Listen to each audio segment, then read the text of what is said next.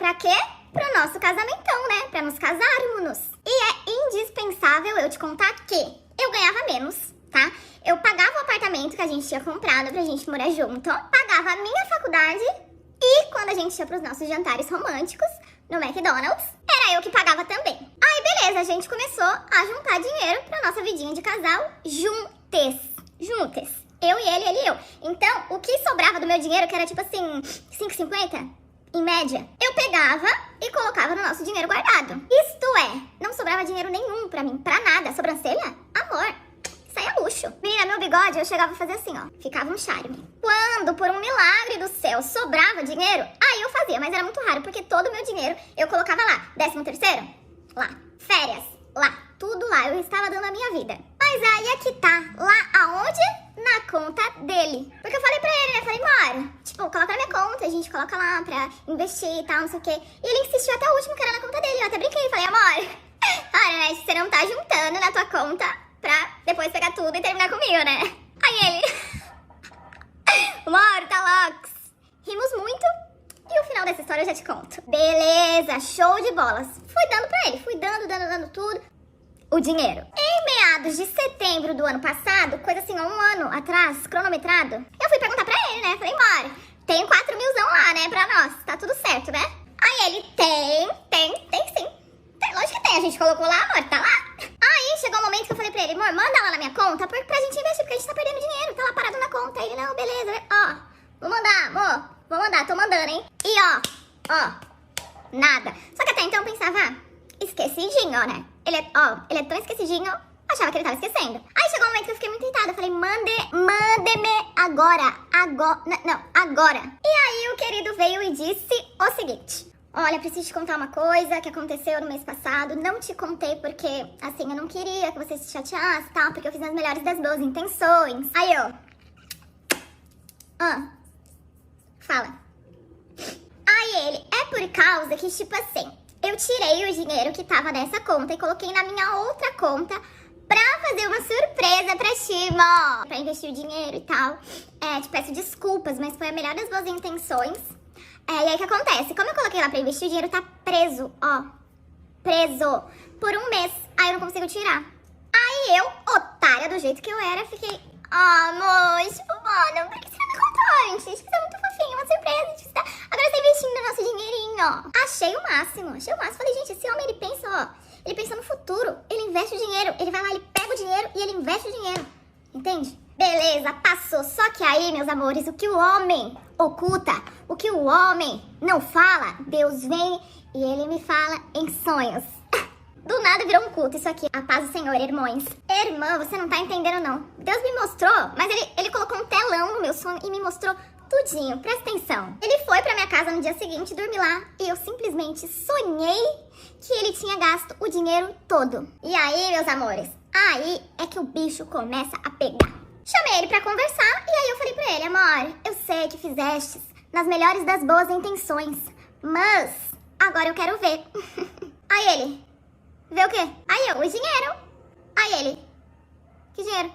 Aí eu, Mori, para de brincadeira, Mori, sério, tipo, me mostra. Vai, mostra aí. Menina, quando eu falei isso, eu, assim, sem brincadeira nenhuma, eu vi com os meus próprios olhos a alma deste homem saindo. Ele tinha, assim, uma corzinha de tons mais terrosos, ele ficou branco. Aí ele, ai, não, é por causa que, tipo, eu desinstalei o app do meu smartphone e não vai dar.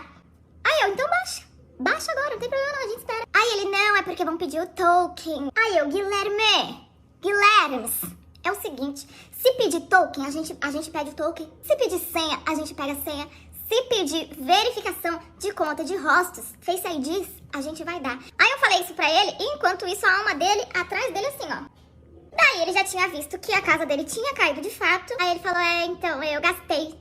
Aí o quê? Gastou quanto? Quanto tem lá? Aí ele, nada. Oi? Perdão? Acho que eu não entendi legal. E eu só me perguntando, meu Senhor Jesus, aonde este homem gastou tanto dinheiro? Porque assim, no Mac, gente, o Mac, me recordo. O combo do Big Mac que a gente comia era coisa de R$30. E com cupom ficava 28. Eu não depilava as minhas axilas. onde esse homem gastou tanto dinheiro. E detalhe, ele ganhava mais que eu. Ele, sobrava pra ele no mês R$600. Ah, Guilherme, você tá de palhaçada com a minha cara, né? Não. Aí ele falou que gastou porque emprestou o dinheiro pros pais dele, que eles estavam precisando. Guarda essa informação. E o idiota, ele era tão uma mula que ele caiu num desses golpes, os mais clichêsões. Os mais clichêsões. Desses que te mandam no e-mail ou no zap, assim, da Receita Federal, que você tá devendo R$500 mil e você tem que clicar no Pix e mandar pro governo. Aí você entra lá no Pix e o nome do Pix tá escrito Lula Inácio. Aí beleza, eu fui lá e terminei com ele. Só que você acha, amor, que eu terminei e fiquei de boas? Ou você acha que eu voltei com ele? Vou deixar aqui as alternativas e tempo na tela. Iris, aqui quem fala é a mais otária do Brasil. E aí quando eu voltei, eu ainda tava com a pulga localizada bem aqui, ó. E aí eu pedi pra ver o quê? O extrato. Porque se ele tinha emprestado para os pais, estaria lá, né? Pix de R$3 mil pros pais dele e acabou. E é aí que eu pego o estelionatário no pulo. Quando eu vi o extrato do queridão, menina, iFood, Adega Lounge Bar. Aí beleza, passou até aí tudo bem. Certo dia, estava conversando com a minha ex-cunhada, namorada do irmão dele, e ele não tinha contado pro querido irmão dele, então ninguém sabia. Aí a querida me contou que, na verdade, os pais dele falavam que eles que precisavam dar uma ajuda de custo pro Guilherme de R$300 por mês.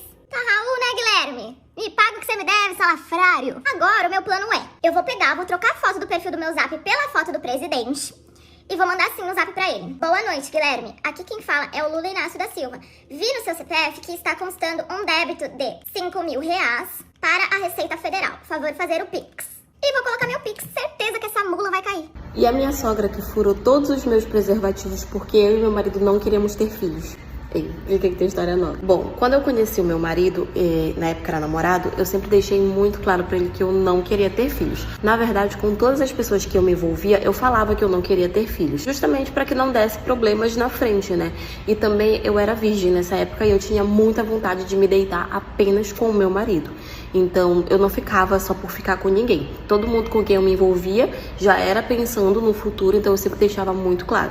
E esse meu marido, quando eu falei pra ele, na época que a gente tava ficando e tudo, ele também falou pra mim que ele não tinha vontade de ser pai, que ele não queria ser pai. Então, acabou encaixando aí, bem direitinho, né? E aí nós começamos a namorar, ele me apresentou pra família dele, apresentei ele pra minha família e tudo. E eu também deixei claro pra ele que eu queria perder a minha virgindade apenas depois do casamento. E ele também muito concordou comigo e me respeitou. E tava assim, tudo muito certo, sabe? E aí nós namoramos por 2 anos e depois ele me pediu em casamento. E toda a família tava super feliz, porque eu e a minha sogra, a gente tava muito bem, sabe? Porque ela me respeitava muito, ela era educada e tudo. E além do meu marido, ela também tinha mais 2 filhos. E esses 2 filhos dela já eram casados e tinham filhos. Porém, o meu marido era, digamos assim, o filho preferido dela, sabe? E aí, logo quando a gente se casou, ela já começou a querer cobrar netos da gente. E aí, o meu marido ficava falando pra ela o tempo todo que a gente não ia ter filhos. E ela, não, mas eu tenho certeza que vocês vão mudar de ideia. Eu tenho certeza que vocês vão mudar de ideia. E a gente falando que a gente não queria ter filhos, que a gente não queria ter filhos. Pode ser, realmente, que daqui pro futuro mudasse de ideia. Mas naquele momento, o nosso desejo era não ter filhos nunca, assim, sabe? E de acordo com que o tempo foi passando, ela ficava ali cobrando e a gente contornando a situação. Quando nós estávamos com 1 ano de casados, aí que ela perturbava mesmo por causa desse tal neto. E a gente ainda mantinha na ideia de que não queríamos ter filhos. E tudo bem. Até que ela teve um pequeno problema na casa dela e ela não podia ficar lá por um tempo. E ela perguntou se poderia passar uns dias na nossa casa até resolver o problema da casa dela. Era coisa assim, gente, de 3, 4 dias no máximo. A gente concordou e ela foi pra nossa casa. Foi tudo bem. Como eu falei pra vocês, ela era uma senhora que respeitava tudo. Depois, ela foi embora, voltou pra casa dela. Na primeira noite, depois que ela voltou pra casa dela, eu e meu marido fomos pra manter relações íntimas, né? E aí, nessa época, eu não fazia uso de nenhum anticoncepcional, porque me fazia muito mal. Então, enquanto isso, a gente usava o bom e velho preservativo. E quando nós fomos ali pra manter, né, a nossa intimidade e tudo, o meu marido foi e pegou um preservativo que ficava na mesinha do lado da cama. Quando ele pegou, ele sentiu que tava meio estranho, sabe? Tava meio melado, não tava assim, a embalagem tava muito estranha. E aí ele olhou, tipo, viu que tava meio melado, foi e pegou outra. Sentiu a mesma coisa. E aí ele parou, foi olhar e estavam todas, assim, muito estranhas, como se tivessem alguma coisa derramada em cima. E aí, quando nós ligamos, assim, a luz e paramos pra tentar ver o que tinha acontecido lá no meio das bichinhas, né? A gente viu que estavam todas com furos, sabe? E como o preservativo, ele tem aquela lubrificação dele tudo, tinha vazado esse líquido para fora da embalagem, porque os furos não eram pequenos, eram furos grandes. Ou seja, todos os nossos preservativos estavam furados. Gente, quando nós vimos aquilo, a gente achou muito estranho, porque tipo, a gente ficou tentando pensar o que poderia ter acontecido e por que estavam todos com furos, sabe? E aí a gente pensou, tipo, o que poderia ter acontecido? E a única possibilidade que veio na nossa cabeça foi a mãe dele, já que ela estava passando esses dias com a gente e até então, até o dia anterior, estava tudo normal. E aí nós pensamos que tinha sido ela que tinha feito aquilo. Daí, quando foi no outro dia, nós fomos até a casa dela, levamos os preservativos e perguntamos se ela tinha feito aquilo. Ela tentou negar, assim, o máximo que ela pôde, mas de tanto meu marido pressionar ela acabou confessando que tinha sido sim ela que tinha feito aquilo.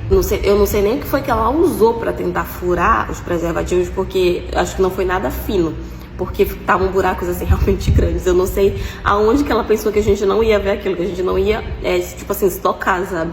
Não sei em que mundo ela pensou que a gente não ia perceber. Mas, enfim, o meu marido brigou, tipo assim, muito com ela. Falou que aquilo era muita irresponsabilidade da parte dela, que ela não deveria ter feito aquilo, que ela tinha que respeitar a gente, tudo. E ela ainda ficou brigando e se achando na razão, dizendo que era muito injusto a gente não dar netos a ela. E aí meu marido falou que tem os outros 2 irmãos dele, que tem filhos e tudo, mas a questão é que pelo meu marido ser o filho preferido dela, ela queria netos que viessem dele, ela não tava nem aí com os outros.